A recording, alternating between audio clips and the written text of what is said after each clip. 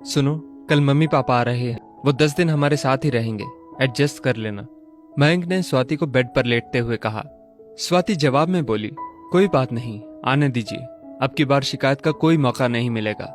रात काफी हो चुकी थी। स्वाति ने लाइट बंद कर दी और दोनों सो गए।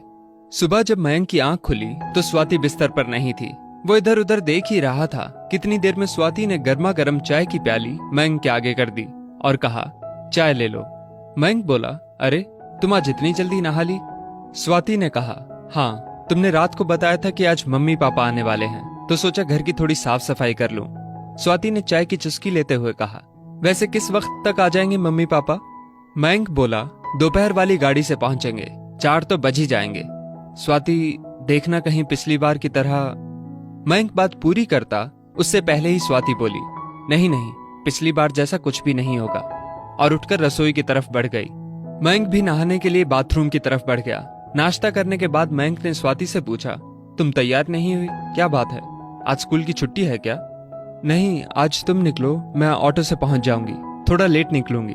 स्वाति ने लंच बॉक्स थमाते हुए मयंक को कहा। बाय बाय कहकर मयंक बाइक से ऑफिस के लिए निकल गया और स्वाति घर के काम में लग गई। मुझे तो बहुत डर लग रहा है। मैं तुम्हारे कहने से वहां चल तो रहा हूँ, लेकिन पिछली बार बहू से जिस तरह खटपट हुई थी, मेरा तो मन ही भर गया था। ना जाने 10 दिन कैसे जाने वाले हैं। मयंक के पिताजी मयंक की माँ से कह रहे थे। मयंक की माँ ने पिताजी को हौसला देते हुए कहा, अजी भूल भी जाइए, बच्ची है, कुछ हमारी भी तो गलती थी। हम भी तो अपनी बहू से कुछ ज्यादा ही उम्मीद लगाए बैठे थे।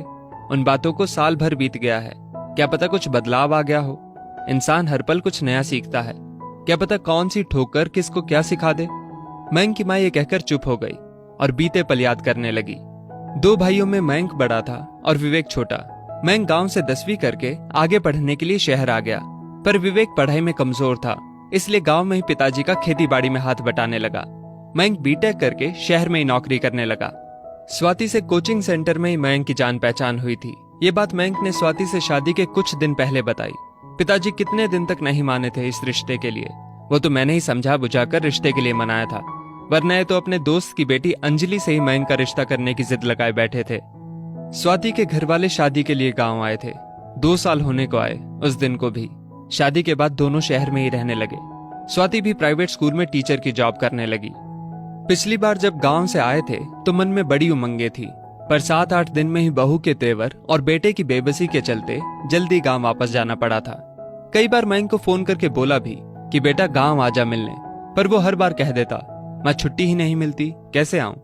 लेकिन मैं ठहरी एक माँ, आखिर माँ का तो मन करता है ना अपने बच्चे से मिलने का। बहू चाहे कैसा भी बर्ताव करे, काट लेंगे किसी तरह ये 10 दिन, पर बच्चे को जी भर कर देख तो लेंगे।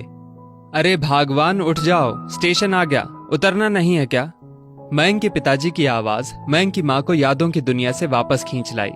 सामान उठाकर हम स्टेशन से बाहर आ गए और ऑटो में बैठकर घर के लिए रवाना हो गए। घर पहुंचे तो बहू घर पर ही थी। बहू ने हम दोनों के पैर छुए, फिर हमें ड्राइंग रूम में बिठाकर हमारे लिए ठंडा ठंडा शरबत लाई। हम लोगों ने जैसे ही शरबत खत्म किया, बहू बोली, आप दोनों सफर से आए हैं, थक गए होंगे, नहा लीजिए, सफर की थकान उतर जाएगी, फिर मैं आपके लिए खाना लगा देती हूँ। इतना कहकर बहू खाने की तैयारी में लग गई। थोड़ी देर में मयंक भी आ गया। हम सब ने कुछ देर बातें की। 8 बज गए थे। बहू ने सबको खाना परोसा और खाने के बाद हम सोने के लिए चले गए। सुबह 5 बजे पिताजी उठे तो बहू उठ चुकी थी। पिताजी को उठते ही गर्म पानी पीने की आदत थी।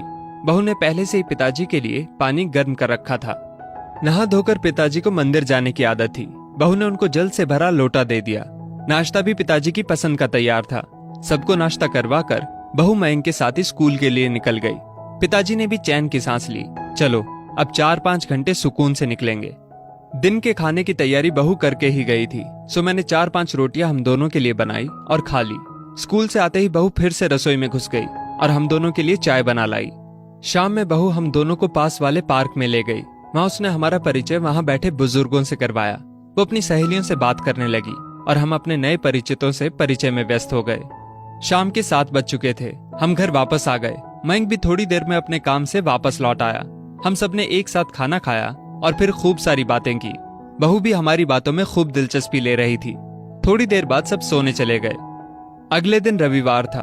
बहू, मयंक और हम दोनों चिड़ियाघर देखने गए। हमारे लिए ताज्जुब की बात यह थी कि प्रोग्राम बहू ने बनाया था। बहू ने हमें खूब अच्छे से चिड़ियाघर दिखाया और शाम को इंडिया गेट की सैर भी करवाई। आखिर कल जब विवेक का फोन आया कि फसल तैयार हो गई है और कटने के लिए तैयार है, तो हमें अगले दिन ही गांव वापसी का प्रोग्राम बनाना पड़ा। रात का खाना खाने के बाद हम पैकिंग के लिए अपने कमरे में आ गए। पैकिंग करने के बाद हम सोने ही वाले थे, कितनी देर में बहू हमारे कमरे में आ गई। बहू की आंखों से आंसू बह रहे थे।